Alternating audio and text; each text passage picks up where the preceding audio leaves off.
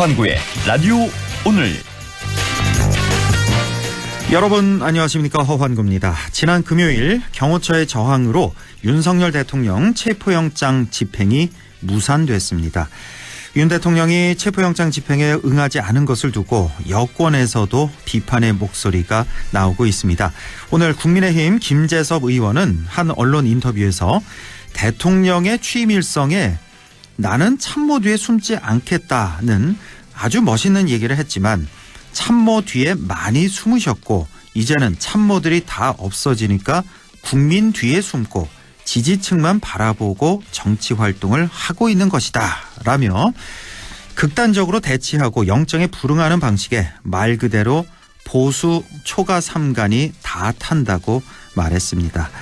여러분은 어떻게 생각하십니까? 오늘이 영장 집행 시한인데요. 윤 대통령은 그만 숨고 법 집행에 순응하길 바랍니다.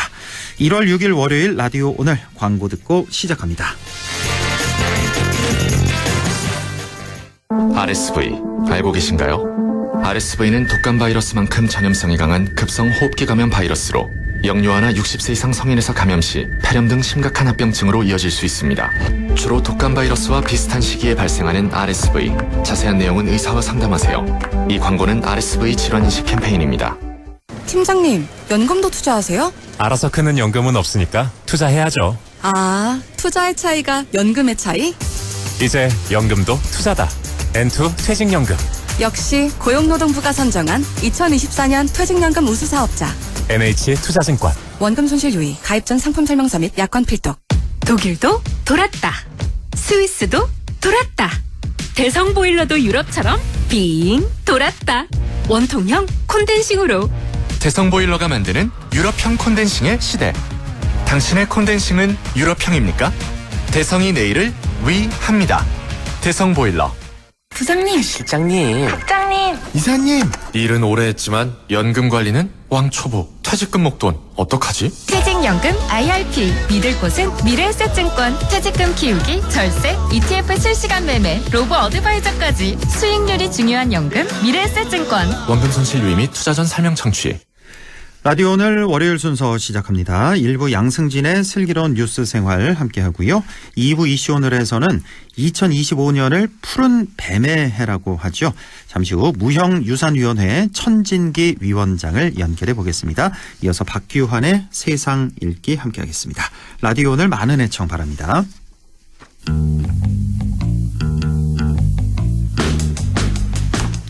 네, 슬기로운 뉴스 생활 시작합니다. 유난히 길게 느껴졌던 2024년이 지고 을사년 새해가 밝았습니다. 여전히 중앙정치의 혼돈은 진행형이지만 그렇다고 해서 지역이 발전할 수 있는 소중한 시간을 허투루 써서는 안 되겠습니다. 2025년은 지역 발전을 위해 정말 중요한 한 해가 될 텐데요. 오늘은 이철우 경북지사와 또 북부권 시장 군수들의 신년사를 통해서 새해 우리 지역은 어떤 과제를 안고 있고 또 어떤 도약을 꿈꾸고 있는지 살펴보겠습니다. 매일신문 양승진 기자 연결되어 있습니다. 안녕하십니까? 네, 안녕하세요. 네, 자 그러면 먼저 이철우 지사의 신년사부터 살펴주시겠습니까? 네, 이철우 지사는 언론에 배포한 신년사를 통해서 올해는 멈추지 않는 도전, 희망의 경북 시대를 열겠다 이렇게 밝혔습니다. 원래는 이제 11월쯤 해서 경주에서 아시아태평양 경제협력체 정상회의가 열리는데요. 이로 지사는 이제 에이펙 정상회의를 통해서 경북의 새로운 도약을 이끌겠다 이런 포부를 전했습니다. 그 신년사를 통해서 보면 에이펙 정상회의는 미국, 일본, 중국, 러시아 등 21개국 정상이 모두 참여해 이념과 분쟁을 넘어선 세계 평화와 상생 협력의 초석을 마련하겠다. 그리고 세계 500대 기업의 CEO들을 초청을 해서 국내 대기업이나 지역 기업과의 글로벌 네트워크를 형성을 하고 해외 진출의 교두보도 확보하겠다 이런 의지를 밝혔고요. 네. 그리고 이제 민생경제 안정을 위해선 2025년 경북 방문의 해와 연계해서 관광 활성화를 도모하고 저출생과 전쟁은 시즌2로 확대하는 한편 자연재해 등에 대비해 선제적으로 주민들을 대피시켰던 K마 어서 대피 프로젝트를 확산하는 등의 계획도 전했습니다.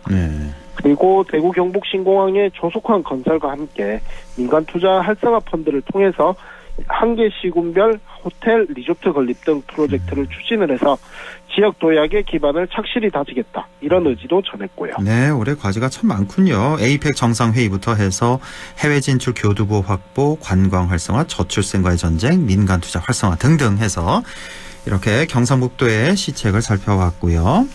다음은 안동 시군을 보겠습니다. 안동부터 좀 살펴보죠. 권기창 안동시장 신년사 어떤 내용인가요?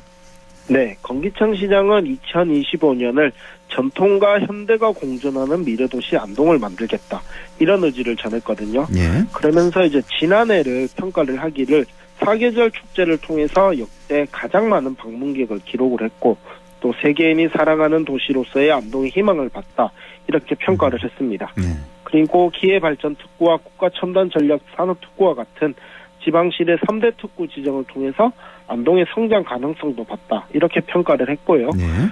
그리고 이제 새해에는 투자와 일자리가 넘치는 친환경 기업도시 안동을 만들겠다. 그러면서 이제 이를 위한 과제로 바이오 백신, 햄프, 물 산업을 집중 육성하고 특히 이제 안동댐 수자원을 이제 대구가 이용을 할 수 있는 맑은 물 하이웨이 사업을 적극적으로 추진하겠다.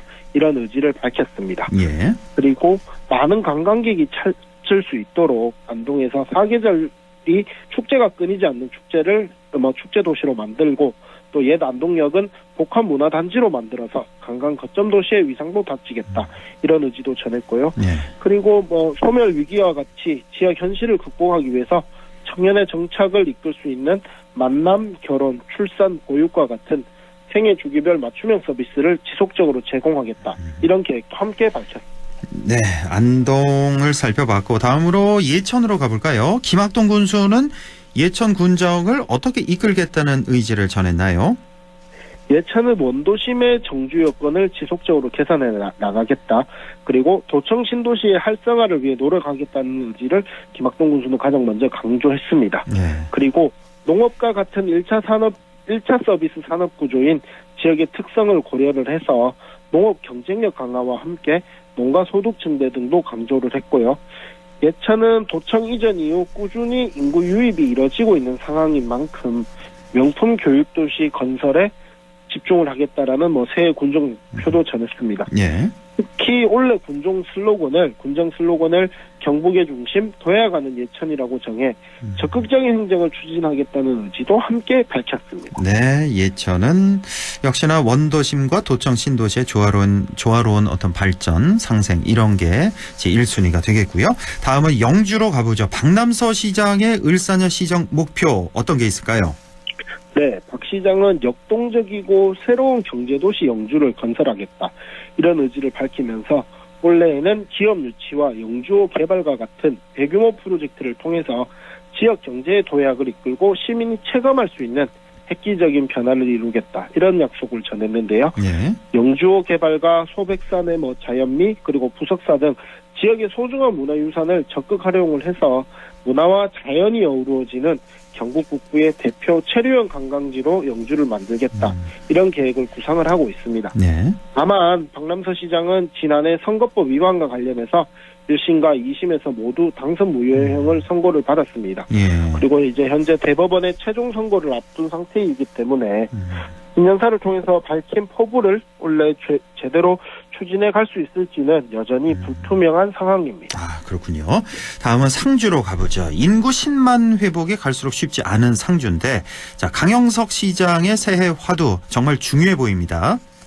네, 올해 상주시는 통합신청사 건립, KTX 역사 건립, 그리고 적십자병원 신축 등을 포함해서 공간혁신구역 선도 사업을 통해서 압축도시 전략을 실현해 나가겠다. 이런 의지를 밝혔습니다. 네. 특히 통합신청사 건립은 단순한 행정청사의 기능을 넘어서 도시 기능 유지를 위한 필수 요소다. 이렇게 강영석 시장은 강조를 했고요. 그리고 이제 올해 목표로는 2차 전지 클러스터 일반 산업단지 조성과 드론 산업 육성 등 첨단 산업을 통해서 양질의 일자리를 창출을 하고 또 사벌 국면에 있는 스마트팜 혁신밸리를 기반으로 해서 농업기술 혁신과 청년 창농 지원 등을 설정을 했습니다. 네. 강 시장은 사통팔달의 교통망을 가진 상주를 농산물 유통 메카로 집중 육성하고 교육발전 촉구 등을 조성을 해서 첨단 산업 맞춤형 인력을 양성하겠다.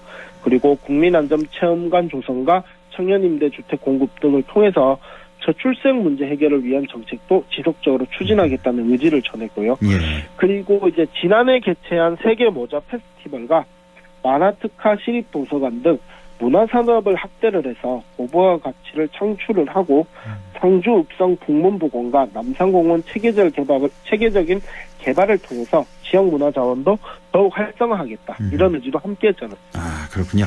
자, 다음은 문경시로 가볼까요? 신현국 시장의 신년 화두는 무엇입니까?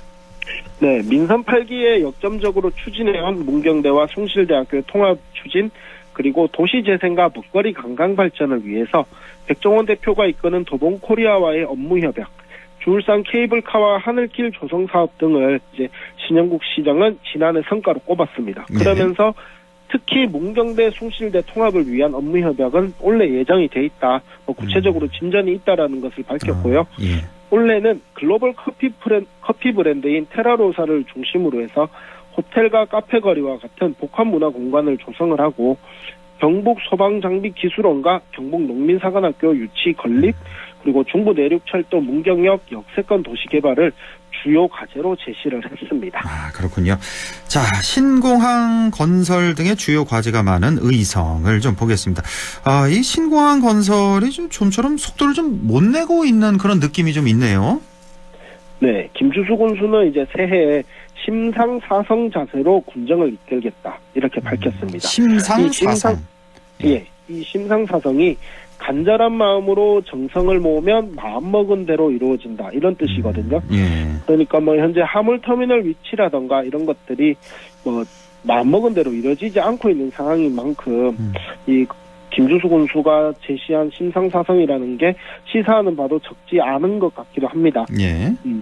김 군수는 이제 새 군정 추진을 위해서 행정혁신, 그리고 공항도시 구축 기반 마련, 신성장 산업 고도화, 빈틈없는 복지 수요 대응, 첨단농업 확산, 로컬 관광 활성화 등을 제시를 했고요. 예.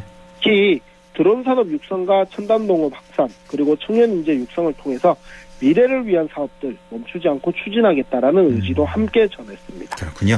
자, 그러면 끝으로 우리가 뭐 BYC라고 합쳐서도 부르는 봉화, 영양, 청송 세 개 군의 단체장들의 신년사 함께 좀 살펴볼까요?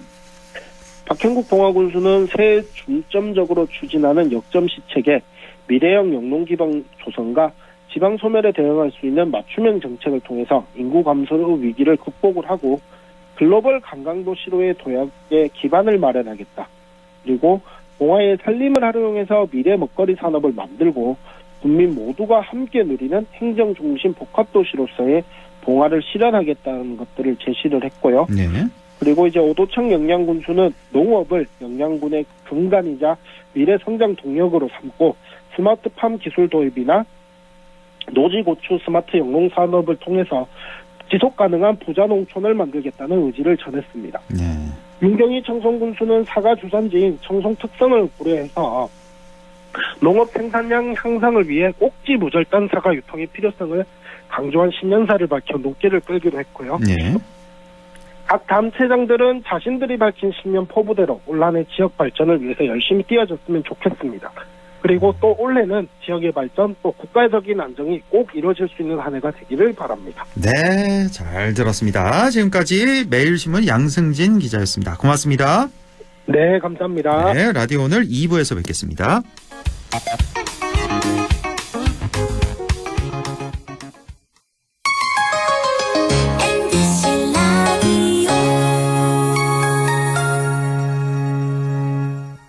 나에게 딱 맞는 대학, 나에게 꼭 맞춘 대학. 나만의 경쟁력을 원한다면 안동과학대학교로 오라. 시대의 딱 취업 중심 실전학과, 학생의 꼭 현장 중심 실무교육, 취업의 맞춤, 내 꿈의 맞춤, 나의 드림핏 안동과학대학교. 오늘도 안전하게 음주운전 예방수칙 알려드립니다. 첫 번째, 술자리가 예정된 경우 미리 귀가 방법을 정하고 차는 가져가지 않는 것이 안전합니다. 두 번째, 음주 후 자전거나 전동 킥보드를 이용하는 것도 음주운전 처벌 대상에 포함됩니다. 세 번째, 과음을 한 다음 날에는 대중교통을 이용해 주세요. 숙취 음주운전 역시 처벌 대상입니다.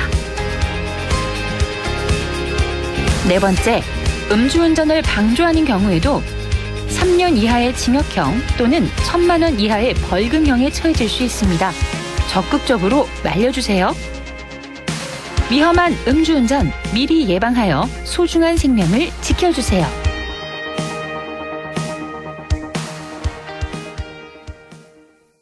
살림꾼 김재우의 살림템 추천. 창틀 바람막이로 실내 온기 지켜줄게.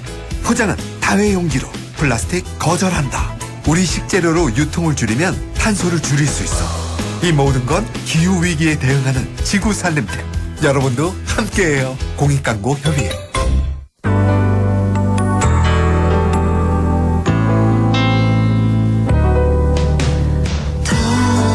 어렵던 날도 많았죠. 우리 함께 한다면 따스함을 느껴요. 사랑이 있어요. 소중한 꿈을 이뤄봐요. 우리 함께 여기 있으니 감동과 사랑 있는 MBC 라디오 문화방송 100.1 MBC 라디오. 네, 6시 21분 50초 막 지나고 있네요. 이슈 오늘 시작합니다. 2025년 을사년 새해가 밝았는데요. 올해는 푸른 뱀의 해라고 하죠. 어떤 의미가 있는 건지 알아보겠습니다. 자, 바로 우리 지역 안동 출신이죠. 천진기 전 국립민속박물관장을 연결해서 얘기 나눠보겠습니다. 천진기 관장님, 안녕하십니까? 네, 안녕하셨습니까? 천진기입니다. 아유, 예, 정말 네. 오랜만에 반갑습니다. 예. 네. 국립민속박물관장으로 계실 때 저희 라디오 인터뷰를 하셨고, 저희 안동 네. MBC TV 그 경북인 생각나시나요? 혹시? 네, 네, 예, 네. 저랑도 함께 방송을 하셨는데, 네. 자, 안동 출신으로 안동에서 이제 대학교까지 나오시고, 자, 어떻게 지내셨는지 고향 분들에게 새해 인사 말씀 먼저 좀 전해주시죠. 네, 제가 안동 출신이고요. 네. 그다음에 문화유산에 대해서 한평생 종사한 사람으로서 안동의 역사 문화에 대한 무한한 자부심을 가지고 있습니다. 뿐만 아니라 그러한 전통들을 계승하고 보존하고 또 새롭게 활용하고 있는 안동 시민들에게 무한한 감사와 찬사를 보냅니다. 네. 새해에도 안동 모든 사람들이 무탈하시기를 기원하면서 안동의 역사와 문화가 더욱 빛나는 한 해가 되기를 기원하겠습니다. 네. 최근에는 영천 역사박물관 관장으로 계시고 또 국가유산청의 무형유산위원장을 현재는 또 맡고 계신데, 네. 우선 이 무형유산위원회가 어떤 일을 하는 곳인지 소개를 좀 해주신다면요. 안동에도 무형유산들이 참 많습니다. 네. 특히 이제 국가유산을 이제 자연유산, 문화유산, 무형유산 이 세 가지로 나누었는데요. 예. 그 가운데 이제 무형유산을 담당하는 위원회인데 안동 하회탈놀이라든지 안동 차전놀이 등이 이제 국가무형유산입니다. 예. 그래서 우리 국가무형유산위원회에서는 전통적인 기술, 예능, 지식 등을 조사 발굴하고요. 그것을 또 국가유산으로 지정하는 정책 자문 기관이라고 생각하시면 될 것입니다. 아, 그렇군요. 안동의 그 유명한 하회 별신구 탈놀이, 뭐 차전놀이 이런 게 다 이제 무형유산에 다 속한다. 그렇습니다. 네. 우리나라에 무형유산이 굉장히 많죠. 뭐 안동뿐만 아니라. 이제 국가유산으로 지정된 이제 무형유산은 한 130, 40가지가 되고요. 130, 40. 그다음에 이제 지자체 도라든지 그 지자체에서 등록된 무형유산들은 참으로 많이 있습니다. 그렇죠. 그래서 최근에는 그러니까 장담극이 장담극이 세계 무형유산, 인류 무형유산으로 지정되었지 않습니까? 그렇습니까? 네, 예, 몰랐네요. 그런 부분들도 저희 국가무형유산위원회에서 적극적으로 참여하고 있습니다. 장담극이까지 무형유산으로 등재가 됐고, 네, 혹시 김장담극이 뭐 이런 것도 당연히 무형유산으로 지정되어 있습니다. 그렇군요. 그러니까 그리고 예. 잠시 후에 올 설, 보름, 그다음에 단오, 추석, 한식 이 국가 전통적인 명절도 예. 국가 무형유산으로 지정되어 있습니다. 아, 그렇군요. 굉장히 폭이 넓군요. 이 분야가. 네, 그러니까 유형문화유산의 대척점에 있는 게 이제 무형유산이라고 이해하시면 그렇죠. 됩니다. 예. 국가 무형유산은 우리나라 전체에 한 130-140개 정도 있다는 거. 예. 알겠습니다. 자, 2025년 새해가 밝았는데 올해를 이제 푸른 뱀, 청뱀의 해라고 하는데요. 이거는 어떤 의미일까요? 푸른 뱀? 그러니까 우리가 얼마 전에 뭐 황금 돼지띠 이야기가 2000년 초에 나왔었습니다. 예. 그래서 그 이후로 뭐 현대에 와서 띠 동물들을 색깔별로 많이 이야기를 하고 있습니다. 그게 이제 하나 유행처럼 나오는데요. 예. 그것은 뭐 큰 의미는 없는데 이제 60간 12지를 합치면 60갑자가 됩니다. 예. 그래서 한 띠동물이 60갑자 가운데 5번 듭니다. 예. 그래서 뱀띠에도 원래 을사년을 포함해서 12년 후엔 정사년 이렇게 계속 5번의 그 뱀띠해가 드는데 예. 이것을 오방색, 그러니까 청색, 붉은색, 항색, 노란색, 검은색 이렇게 오방색으로 결합해서 설명했을 때 예. 을사년의 을이 오방색으로 했을 때 푸를 청에 해당되는 해입니다. 그래서 원래 을사년 뱀띠에는 오방색으로 연결해서 이야기를 했을 때 을사년은 푸른 뱀띠해이다라고 이해하시면 될 것입니다. 그렇군요. 그럼 12년 후에는 붉은 뱀띠해 이렇게 그렇습니다. 되는 건가요? 또 12년 후에는 그러니까 황금, 항색. 네, 그 12년 후에는 흰색.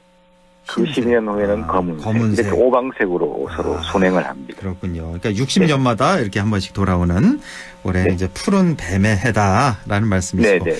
뭐 우리 저 지명에 보면은 뭐 뱀골, 뱀산 뭐 이런 게 많잖아요. 그래서 뱀과 관련된 지명이 뭐 200개가 넘는다는 그런 기사도 있던데 사실 뱀하면 이미지가 그렇게 좋지는 않지 않습니까? 솔직히 말해서 좀 약간 좀 무섭기도 하고 좀 흉물스럽다, 공포스럽다 이런 느낌이 좀 있는데 그래도 좀 우리 민족과는 친근했던 것 같기도 하고 우리 민족에게 있어서 이 뱀은 어떤 존재일까요? 우리가 자연 생태에서 만나는 뱀은 좀 전에 이야기했던 부정적인 의미가 많은데요.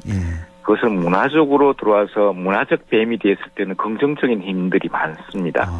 그러니까 뱀은 겨울잠을 자죠. 죽었다 다시 살아나는 불생, 재생의 동물입니다. 그래서 이렇게 우리 문화재라든지 기록에 보면 뱀은 죽지 않고 영원히 사는 그런 존재로서 이야기가 되고 있고요. 그다음에 우리가 집안의 재물을 지키는 신, 업신, 뭐 이런 이야기들을 많이 하는데 업신의 지킴, 재물신으로서 뱀이 등장합니다. 이것은 재밌는 게 뭐냐면 가을 추수가 끝나고 곡간에 곡식이 가득했을 때 제일 먼저 도둑이 드는데 그 도둑이 바로 쥐죠. 쥐. 근데 그 인간의 입장에서 굉장히 골칫거리인데 어느 날 뱀이 그러니까 고방이라든지 창고에 서리니까 쥐가 없어지는 거예요. 그러니까 사람들은 뱀을 재물을 지키는 지킴이 업신으로 위하는 거죠. 이 이야기는 뭐냐면 뱀은 쥐를 주식으로 합니다. 그러니까 뱀이 나타났다는 것은 쥐를 많이 잡는다는 것이고 쥐를 많이 잡는다는 것은 사람의 입장에서는 곡식을 축내는 쥐를 없애는 좋은 이로운 존재가 되는 거죠. 이러한 이유 때문에 뱀신, 업신은 집안의 재물을 지키는 신으로서 민속신앙에서 위해지고 있습니다. 그렇군요. 불생, 재생의 동물, 또 재물신, 업신으로서 이렇게 여겨진 뱀이다라는 말씀이시고 뭐 민간 신앙이나 뭐 속설, 신화 같은 데 보면은 뱀은 어떻게 묘사가 돼 있습니까? 우리가 이제 뱀은 아까 이제 불사, 재생이라고 말씀을 드렸는데 그러니까 모든 생물학적 존재는 한번 죽으면 다시 살아날 수가 없는데 그러니까 뱀은 겨울에 죽었다가 봄에 다시 살아나죠. 그래서 끈질긴 생명력을 상징을 합니다. 그래서 우리가 민간 설화에 보면 복수의 하신으로 나옵니다. 그러니까 하신. 뱀이 그러니까 잘못 죽이면 그 뱀이 다시 살아나서 복수하는 이야기들이 뱀과 관련된 같은 이야기들이 많이 나옵니다. 아, 그렇습니까? 그런가 하면 또 뱀이 굉장히 집착력이 강해서 상삭병, 그러니까 연인을 그리다가 죽은 사람이 뱀으로 변해서 그 사랑하는 여인의 곁에 머무는 어떤 집착력, 상사뱀 이야기도 전국적으로 많이 나타납니다. 그렇군요. 그런가 하면 우리가 뱀이 끊임없이 혀를 날름거려서 뱀을 뭐 이간질, 뭐 수다장이 뭐 등등 이야기를 많이 하는데 이것은 뱀의 입장에서 굉장히 억울한 거죠. 뱀은 혀를 날름거리는 것은 말하는 행위가 아니라 냄새 맡는 행위인 거죠. 그 냄새 맡는 거였어요? 네. 그런데 인간의 혀로는 말을 하기 때문에 뱀의 혀 날름거림을 수다, 이간질, 뭐 유혹, 뭐 이런 등등의 부정적인 이야기들도 많이 하는 이유도 바로 그러한 것이죠. 아, 그렇군요. 끈질긴 생명력, 그리고 복수의 화신, 집착 뭐 이런 걸로 묘사가 되어 왔다는 말씀이시고, 혹시 뱀과 관련된 유물이나 문화재도 있을까요? 뭐 신라토우라든지 고구려벽화라든지 기록을 보면 뱀 이야기들이 많이 나옵니다.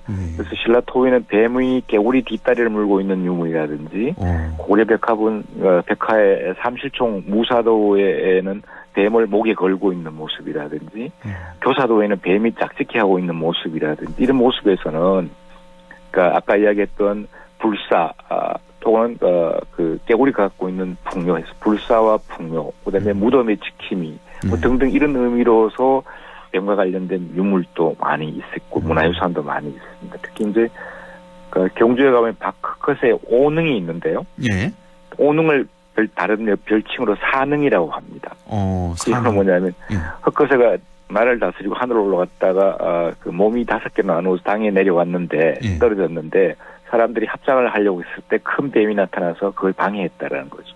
그래서 5개 능으로 만들었다. 그래서 신라에 가면 박흑컷의 신라 시절 박흑컷의 능은 5개의 능으로 만들어졌고 그 연유는 큰 뱀이 방해를 해서 했다라는 그런 이야기도 있습니다. 아, 그렇군요. 그 경주에 오능이라고도 하고 여기서 오는 5오자인 것 같고 사는 여기는 뱀사자입니까? 그러면? 뱀사자라고 하죠. 아, 그렇게도 불린다. 사능으로도 불린다는 거고. 네. 그다음에 이제 가야 수로왕릉에는 보면은 수로왕릉에 재물을 훔치러 들어온 도둑이 있었는데 도둑들이 있었는데 이 도둑들을 큰 뱀이 나타나서 물리쳤다. 뭐 이런 등등의 이야기, 좋은 이야기들도 많이 있습니다. 아, 좋은 동물이네요. 그렇게 또 해서 그래. 아주 이미지가 좀 안 좋았었는데 이렇게 좋은 점도 많군요.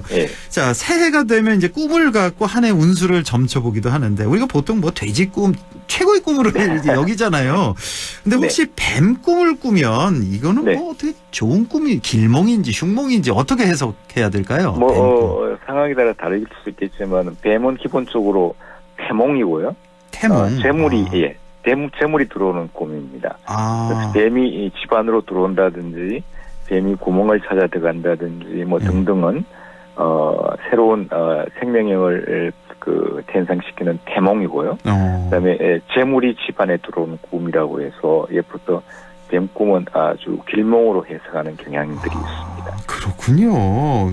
돼지 꿈만 좋은 게 아니다라는 걸 알겠습니다. 네. 뿐만 아니라 서양에서는 뱀을 굉장히 긍정적으로 이야기하고 있습니다. 뭐 지혜로운 동물, 그다음에 논리적인 동물, 그다음에 아스클레피오스라고 그 의학의 신, 치유의 신으로 등장을 합니다. 그래서 지금도 보면 서양에 보면 의사 관련 집단 그 모임이라든지 WHO 세계보건기구 문장에도 보면 칼 속에 뱀이 올라가고 있는 모습. 그래서 치유의 신, 의학의 신으로서도 위하고 있습니다. 그렇군요. 뱀꿈.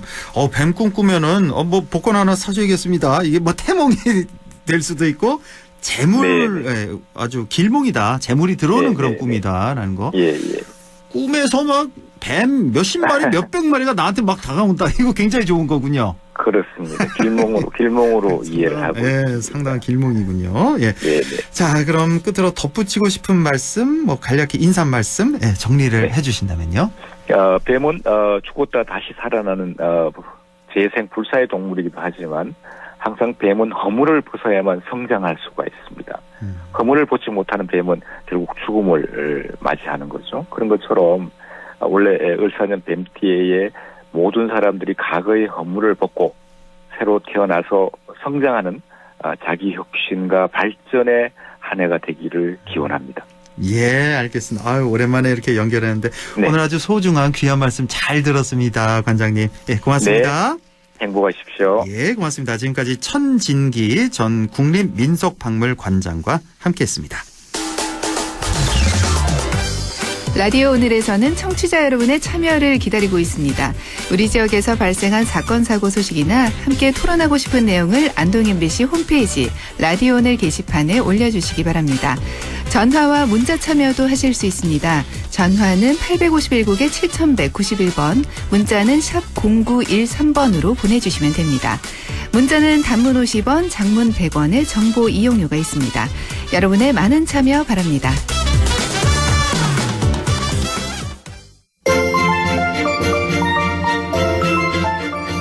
네, 세상 읽기 시작합니다. 오늘도 더불어민주당 영주 영양봉화 박규환 지역위원장과 함께합니다. 안녕하십니까?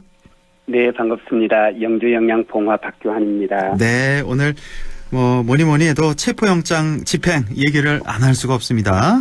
지난 네. 금요일에 공수처가 집행했는데 실패했고 오늘까지 시한인데 오늘 안 된다라고 봐야 되겠죠. 지금 벌써 6시 36분 지나고 있는데. 그렇죠. 오늘 힘들고. 11시 59분 59초까지니까요. 예.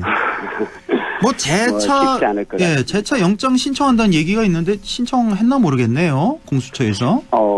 예, 저도 그건 아직 그렇죠. 모르겠는데요. 아직 뉴스로 안 나오고 네. 있는데. 예. 지금 이렇게 되면 어쨌건 다시 체포영장을 또 신청해야겠죠. 네. 그렇죠. 예. 우선 지난 금요일에 있었던 그 집행 실패. 자, 이 장면에서 이제 윤 대통령과 경호처의 대응. 그래서 이거를 도대체 우리 일반 국민들이 어떻게 해석해야 될지, 이 나라에 법이 있는 건지 잘 모르겠습니다, 위원장님. 그러니까요. 정말 우리가 이런 광경을 목도할 거라고는 정말 상상을 못했죠. 그럼요. 대통령 경호처가 이렇게 법 집행을 가로막는, 그래서 영장을 집행하려는 공권력과 이렇게 맞서는 이런 장면을 저도 정말 예상하지 못했는데요. 물론 이번에는 이럴 거라고는 생각했죠. 우리가 정말 이번 비상계엄 상황 이전까지는 사실 이런 건 저희들의 상상 안에 없었던 모습이잖아요. 근데 워낙 이번 12월 3일 비상계엄 선포나 이런 것 자체가 상식을 벗어난 거다 보니까 요즘은 어떤 것도 좀 놀랍진 않아요. 이게 무슨 일이 일어나도. 그러니까요. 근데 예상했던 바이지만 그래도 윤석열 대통령 정말 무도하고 비겁하고 추했다. 구질구질했다. 이런 생각이 좀 들어요. 본인 스스로 자기 입으로 수사에 떳떳이 임하겠다고 했잖아요. 그래 놓고는 지금 3번씩이나 소환에 불응했고 법원이 발부한 체포영장 집행까지 경호처를 앞세워서 거부한다? 이건요 정말 법도 국민도 안중에 없는 안하무인 행동인데요. 옛날로 치자면 이건 폭군을 넘어서 이제 광군, 미치광이 군주다. 이럴 정도로 이제는 막다른 행동이고요. 근데 진짜 슬픈 건요. 이렇게 자기 말이나 자기 행동에 하나도 책임지지 않는 어쩌면 최악의 이기적인 인간, 또 자기 안위를 위해서라면 병력 의무를 이행하고 있는 나으린 사병들까지 인간 방패로 삼았잖아요. 이런 비겁하고 저는 추악한 인간성의 소유자를 대통령으로 뽑았고 여전히 그를 중심으로 이 정치적 이익을 도모하려는 집단, 세력이 활보하고 있다는 사실. 이게 또 정말 안타깝죠. 그러니까 그 경호처만 봐도 처장이 제일 위에 있고 그 밑에 차장, 그 밑에 본부장 이렇게 있잖아요. 이 사람들이야 그런 어떤 사심이 있기 때문에 그렇다 쳐도 그 밑에 있는 일반 경호관들이 있잖아요. 이 공무원들. 이 사람들을 다 범법자로 만드는 이런 행위 아니겠습니까? 이 많은 사람들을. 경호처장이나 차장은 저는 이미 윤석열 씨 그 내란 행위에 연루가 돼 있다고 생각해요. 이번에 또 경찰이 처장을 또다시 입건을 했습니다. 이 내란죄로. 예. 뭐 연락책 역할을 했었고요. 그렇습니다. 그래서 분명히 그 비상계엄 선포 그 이후에 일련의 그 내란 행위에 경호처장이나 차장은 저는 연루되어 있다. 그렇기 때문에 아마도 윤석열 대통령과 일종의 내란 공동체, 이제는 어쩔 수 없다. 어차피 나도 결국 내란죄로 어떤 형태로든 처벌받을 수밖에 없다. 그렇다면 윤석열을 지키는 쪽으로 이 사람들은 뭐 이제 선택했을 수 있죠. 그렇지만 말씀하신 대로 거기에 이제 경호원들, 경호관들 그분들 같은 경우는 정말 자긍심을 갖고 대통령 경호처에서 자기 일에 충실해온 사람들인데 이런 사람들을 지금 뭐 작게는 공무집행 방해고요.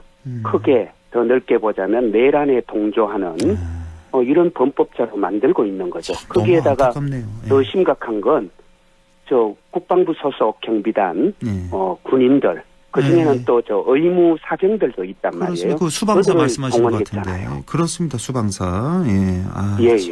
이거는 정말 용서할 수 없는 아주 용납할 수 없는 그런 비겁하고 무책임한 범죄 행위죠. 예. 참 우리 취임사 아직도 뭐 국민들 다 기억하실 겁니다. 나는 참모 뒤에 숨지 않겠다라는 그 말 똑똑히 지금 기억하고 있는데 숨어도 너무 꽁꽁 숨고 있고 지금 보니까 참모 뒤에만 숨는 정도가 아니고 지금 어린 사병들을 그 인간방패로 내세우고 그 뒤에 숨는 이런 비겁한 사람이 어디 있습니까? 그러니까 이번에 보면은 이제 2차 체포 시도에 대비해서 관저 주변에 뭐 뒷산까지 해서 철조망 다 치고 있고 버스도 뭐 몇 중으로 지금 추가해서 주변을 막고 있고 이제 요새처럼 만들고 있다라는 그런 지금 뉴스가 나오고 있는데 여기 보면은 그 오히려 경호처에서 그 경찰 체포용으로 케이블 타이 400개 준비했고 공포탄도 쏴라 필요하면 실탄도 발사하라는 그런 얘기까지 지금 제보가 계속해서 들어오고 있습니다. 이건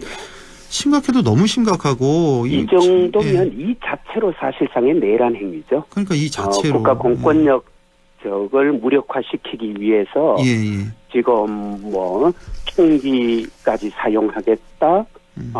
사실상 무력을 동원해서 국가 공권력을 무력화하는 거, 헌법기관의 권능을 무력화하는 형법상의 내란죄 이것만으로도 내란죄라고 할 수 있을 정도예요. 그렇습니다.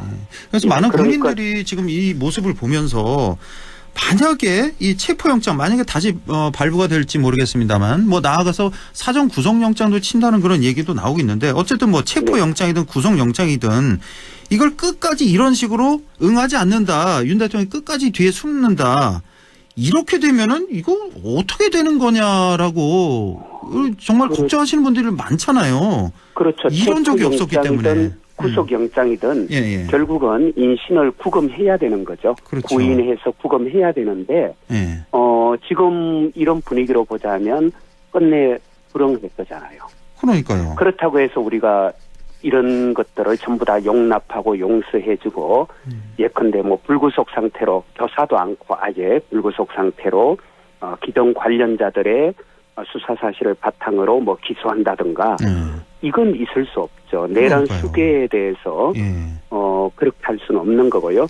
그래서 반드시 법대로 체포해서 수사하고 그리고 당당하게 기소해야 되는 것이죠. 그러니까 이런 식으로 간다면 정말 그 비극적인 유혈 사태까지 나는 거 아니냐 이런 걱정 많이 되거든요, 사실. 예, 그런 생각도 들지만 저는 또 한편으로는 좀 전에 사회자님도 말씀하셨듯이 지금 여러 가지 제보들이 나오고 있다는 건 결국 그만큼 이제 다수의 그 경호처 요원들은 지금 흔들리고 있다는 얘기죠.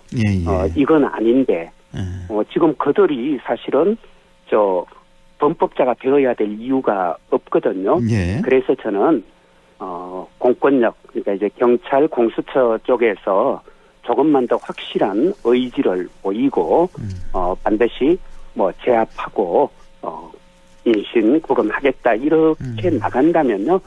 저는 뭐 경호처장이나 차장에서 몇몇 사람들은 혹시라도 또 뭐 과잉된 행동을 할지 모르겠지만 다수 경호처 직원들은 저는 등을 돌리고 협조할 거라고 봐요. 그러니까요. 지난번에 1차 집행 과정에서 공수처가 너무 무기력하게 어떻게 보면 좀 확실하게 의지를 갖고 달려들지 않았기 때문에 또 오히려 빌미를 좀 주고 시간을 결과적으로 벌어준 이런 측면이 있지 않나 하는 생각이 드네요. 뭐 최근에 이제 공수처 그리고 또 최상목 권한대행에 대해서도 아주 비판의 목소리가 많습니다. 어떻게 이런 식으로 할 수 있느냐. 그러니까 최근에 이 대통령의 이런 행동을 보고 뭐 체포영장 집행 과정뿐만 아니라 그 전에 뭐 계엄 등등 해서 전직 대통령들이 자꾸 소환이 돼요. 그러니까 박근혜도 이렇진 않았다로 시작을 해서 최근에는 그렇죠. 전두환까지 나오고 있습니다. 전두환도 이렇게는 안 했다.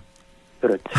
참. 그러니까 그 정도로 지금 우리가 무지막지한 무도한 말 그대로 이제 법 국민 그 어떤 것도 안중에 두지 않는 이런 최악의 행태를 지금 우리가 목격하고 있는 거죠.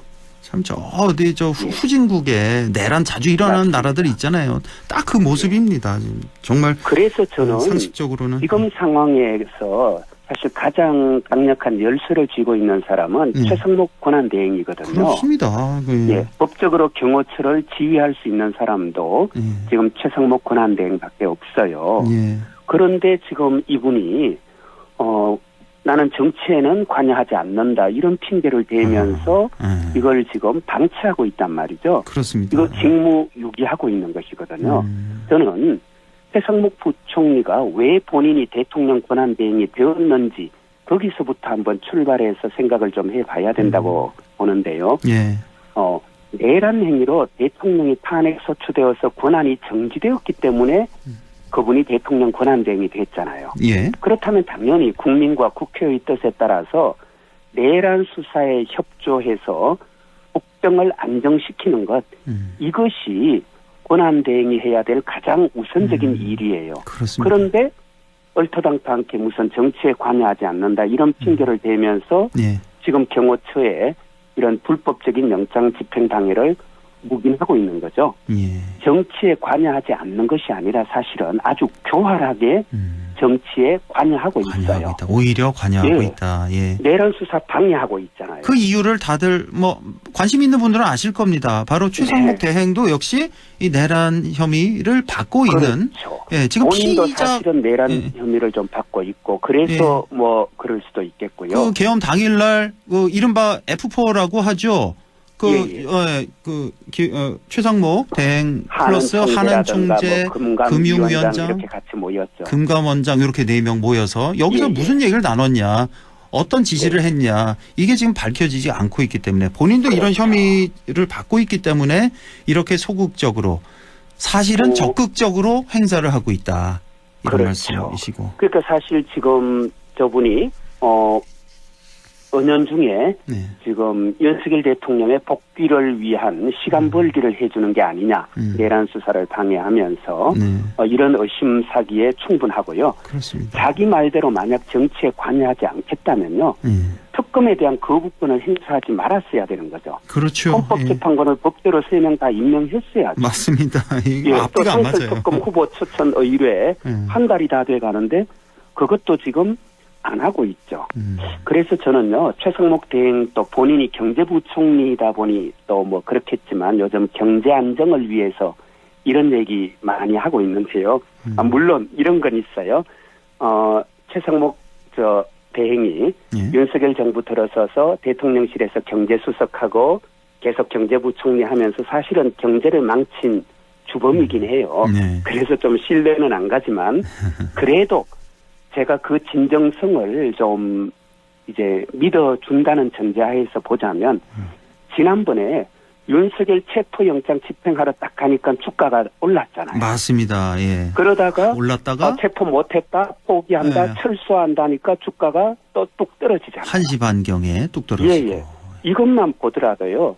지금 우리나라 경제 안정을 위해서 해야 할 첫 번째 일이 뭐냐. 윤석열 체포, 구속, 그리고 파면 이런 정치 일정들이 그냥 별 탈 없이 유혈 사태 없이 잘 진행되겠구나. 이런 예측 가능성 정치의 어떤 불확실성을 제거하고 앞으로 한국 사회가 안정되겠구나라는 이런 신호를 보내는 것, 이것이 사실은 경제 안정의 1순위잖아요. 그렇습니다. 그걸 위해서라도 지금 적어도 경호처에 대한 지휘권을 행사해서 체포영장 집행에 협조해라. 이렇게 지시해야 되는 거죠. 이거 안 하고 있는 건요, 내란 동조입니다. 그렇습니다. 탄핵해야 됩니다. 이 정도면요. 뭐 주가라든지 환율도 마찬가지고 이 각종 경제 맞습니다. 지표가 지금 말을 해주고 있습니다. 우리 지금 어떤 일을 해야 되는지, 어떤 방향으로 나아가야 하는지 대한민국이, 그게 이제 경제 지표가 여실히 보여주고 만약 있는 거고. 이런 상태로요, 예. 정말로 계속 한 1주 더 가고 2주, 한 달 간다고 쳐보세요. 안 됩니다. 이제는요, 예. 회복할 기회 받기도 어려울 거예요. 그렇습니다. 예. 네. 자, 이제 한 2분 정도 남아서요. 이거 좀 꼭 여쭤보고 싶은 게 있는데, 지금 민주당 지역위원장이시니까, 지금 민주당에서 탄핵 심판 과정에서 이제 형법상 내란죄는 이제 두고 헌법 위반 여부만 집중하자, 이런 입장을 내놨는데, 여기에 대해서 이제 국민의힘 측에서 뭐 사기 탄핵이다 하면서 집중 포화를 날리고 있습니다. 요거 한 2분 정도 남아서요. 요거 좀 설명을 좀 해주시죠. 예. 이거는요, 국민의힘이 사실은 가짜뉴스 퍼뜨리면서 국민들 기만하고 있는 것이고요. 저희가 탄핵소추안에서 형법상 내란죄를 쟁점으로 삼지 않겠다는 건요. 윤석열의 그 비상계엄 선포 이후의 일련의 행위가 내란이라는 점에는 변함이 없어요. 그래서 헌법상의 내란 행위를 저질렀고, 그래서 그 내란 행위가 헌법을 위반한 것으로서 대통령을 파면하기에 합당하다. 그것을 쟁점으로 삼겠다는 거거든요. 왜냐하면 탄핵 심판은 일반 형사재판이 아니고 일종의 그 징계를 위한 행정재판 같은 거예요. 그래서 이 사람이 행위가 헌법에 위반되어서 파면할 만큼 된다. 이게 쟁점이지 형법상의 내란죄가 되어서 이게 사형이 맞을지 무기징역이 맞을지 이런 걸 다투는 것이 헌법재판이 아니죠. 그래서 내란 행위 사실관계는 그대로 두고 이 사실관계가 헌법을 위반하였으므로 대통령을 파면할 만한 중대한 사유에 해당한다. 이렇게 쟁점을 만들어 가겠다. 이건요, 박근혜 대통령 때도 그렇게 했어요. 네, 그 당시 뇌물죄 권성동 여부를 다투는 게 아니고 뇌물을 받은 행위가 헌법 위반에 해당하니 탄핵 사유다 이거지. 이거를 형법상의 범죄 행위 증명을 위해서 정인들 다 불러오고 아니면 형사재판의 1심 결과 기다리고 이렇게 할 성질의 것이 아니다라는 취지죠. 당시에 이제 권성동 탄핵소추위원장이 또 똑같은 걸 했죠. 이제 수정안을 또 헌법재판소에 냈고, 그래서 지금 나오는 말이 권성동이 권성동을 부인했다. 뭐 이런 얘기도 나오고 있는데, 어쨌든 알겠습니다. 시간이 다 되세요. 예. 지금까지 더불어민주당 영주 영양봉화 박규환 지역위원장과 함께했습니다. 고맙습니다. 예, 고맙습니다.